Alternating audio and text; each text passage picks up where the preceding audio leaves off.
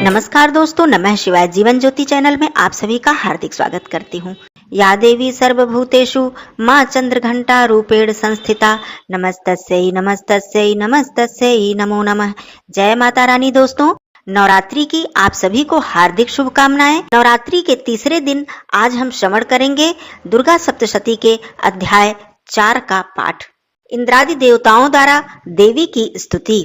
महर्षि मेधा बोले, देवी ने जब पराक्रमी दुरात्मा महिषासुर को मार गिराया और असुरों की सेना को मार दिया, तब इंद्रादि समस्त देवता अपने सिर तथा शरीर को झुकाकर भगवती की स्तुति करने लगे। जिस देवी ने अपने शक्ति से यह जगत व्याप्त किया है और जो संपूर्ण देवताओं तथा महर्षियों की पूजनीय है, उस अंबिका को हम भक्ति पूर्वक नमस्कार करते हैं। वह हम सबका कल्याण करें। जिस अतुल प्रभाव और बल का वर्णन भगवान विष्णु, शंकर और ब्रह्मा जी भी नहीं कर सके, वही चंडिका देवी इस संपूर्ण जगत का पालन करें और अशुभ भय का नाश करें। पुण्यात्माओं के घरों में तुम स्वयं लक्ष्मी रूप हो, पापियों के घरों में तुम अलक्ष्मी रूप हो और सतकुल में उत्पन्न होने वालों के लिए तुम लज्जा रूप होकर उनके घरों में निवास करती हो। हम दुर्गा भगवती को नमस्कार करते हैं। हे देवी, इस विश्व का पालन करो। हे देवी, हम तुम्हारे अचिंत्य रूप का किस प्रकार वर्णन करें। असुरों का नाश करने वाले भारी पराक्रम तथा समस्त देवताओं और दैत्यों के विषय में जो तुम्हारे पवित्र चरित्र हैं, उनका हम किस प्रकार वर्णन करें। हे देवी, त्रिगुणात्मिका होने पर भी तुम संपूर्ण जगत की उत्पत्ति का कारण हो। हे देवी, भगवान विष्णु, शंकर आदि किसी भी देवता ने तुम्हारा पार नहीं पाया। तुम सबकी आश्रय हो। यह संपूर्ण जगत तुम्हारा ही अंश रूप है, क्योंकि तुम सबकी आदिभूत प्रकृति हो। हे देवी, तुम्हारे जिस नाम के उच्चारण से संपूर्ण यज्ञों में सब देवता तृप्ति लाभ करते हैं, वह स्वाहा तुम ही हो। इसके अतिरिक्त तुम पितरों की तृप्ति का कारण हो, इसलिए सब आपको स्वधा कहते हैं। हे देवी, वह विद्या जो मोक्ष को देने वाली है, जो अचिंत्य महाज्ञान स्वरूपा है, तत्वों के सार को वश में करने वाले, संपूर्ण दोषों को दूर करने वाले, मोक्ष की इच्छा वाले मुनिजन जिसका अभ्यास करते हैं, वह तुम ही हो। तुम वाणी रूप हो और दोष रहित ऋग तथा यजुर्वेदों की एवं उद्गीत और सुंदर पदों के पाठ वाले सामवेद की आश्रय रूप हो। तुम भगवती हो। इस विश्व की उत्पत्ति एवं पालन के लिए तुम वार्ता के रूप में प्रकट हुई हो और तुम संपूर्ण संसार की पीड़ा को हरने वाली हो। हे देवी, जिससे सारे शास्त्रों को जाना जाता है, वह मेघा शक्ति तुम ही हो और दुर्गम भवसागर से पार करने वाली नौका भी तुम ही हो। लक्ष्मी के रूप में विष्णु भगवान के हृदय में निवास करने वाली और भगवान महादेव द्वारा सम्मानित गौरी देवी तुम ही हो।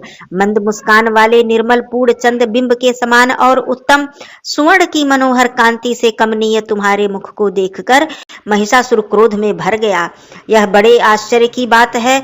और हे देवी, तुम्हारा यही मुख जब क्रोध से भर गया तो उदय काल के चंद्रमा की भांति लाल हो गया और तनी हुई भौहों के कारण विकराल रूप हो गया। उसे देखकर भी महिषासुर के शीघ्र प्राण नहीं निकल गए। यह बड़े आश्चर्य की बात है। आपके कुपित मुख का दर्शन करके भला कौन जीवित रह सकता है। हे देवी, तुम हमारे कल्याण के लिए प्रसन्न हो। आपके प्रसन्न होने से इस जगत का अभ्युदय होगा और जब आप क्रुद्ध हो जाती हैं तो कितने ही कुलों का सर्वनाश हो जाता है। यह हमने अभी अभी जाना है कि जब तुमने महिषासुर की बहुत बड़ी सेना को देखते देखते मार दिया है। हे देवी, सदा अभ्युदय प्रताप देने वाली तुम जिस पर प्रसन्न हो जाती हो, वही देश में सम्मानित होते हैं।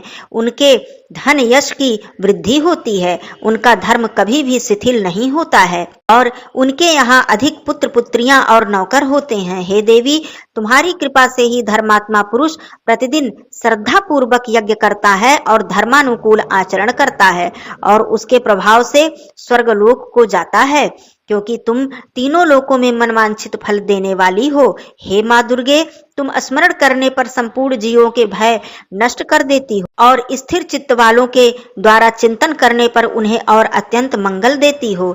हे दारिद्र्य दुख नाशिनी देवी, तुम्हारे सिवा दूसरा कौन है। तुम्हारा चित्त सदा दूसरों के उपकार में लगा रहता है। हे देवी, तुम शत्रुओं को इसलिए मारती हो कि उनके मारने से दूसरों को सुख मिलता है। वह चाहे नरक में जाने के लिए चिरकाल तक पाप करते रहे हो, किंतु तुम्हारे साथ युद्ध करके सीधे स्वर्ग को जाएं, इसलिए तुम उनका वध करती हो। हे देवी, क्या तुम दृष्टिपात मात्र से असुरों को भस्म नहीं कर सकती? अवश्य कर सकती हो, किंतु तुम्हारा शत्रुओं को शस्त्रों के द्वारा मारना इसलिए है कि शस्त्रों के द्वारा मारकर वे स्वर्ग को जावें।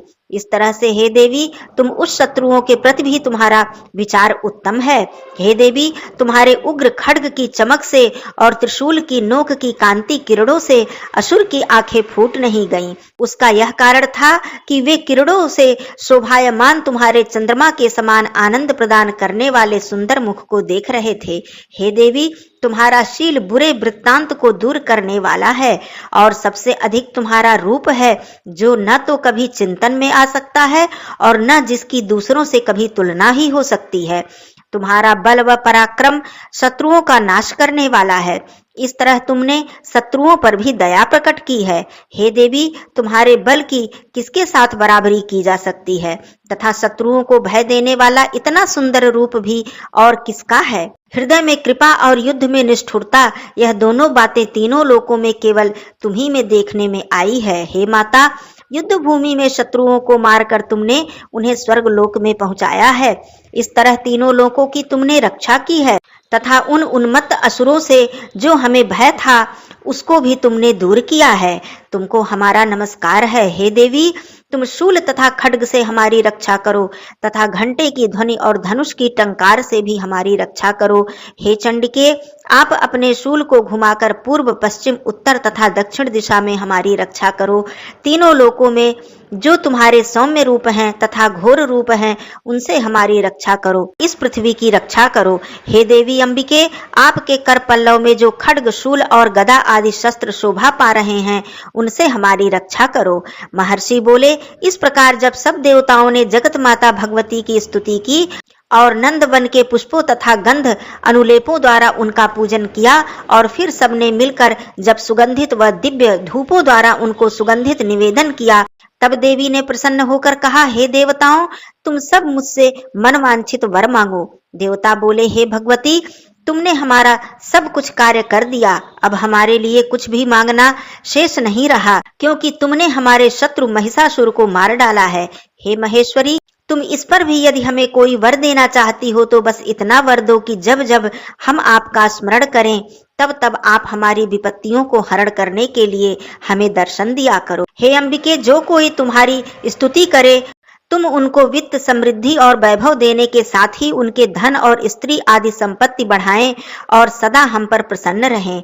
महर्षि बोले, हे राजन, देवताओं ने जब जगत के लिए तथा अपने लिए इस प्रकार प्रश्न किया तो बस तथास्तु कहकर देवी अंतर्ध्यान हो गई। हे भूप, जिस प्रकार तीनों लोकों का हित चाहने वाली यह भगवती देवताओं के शरीर से उत्पन्न हुई थी, यह सारा वृत्तांत मैंने तुमसे कह दिया।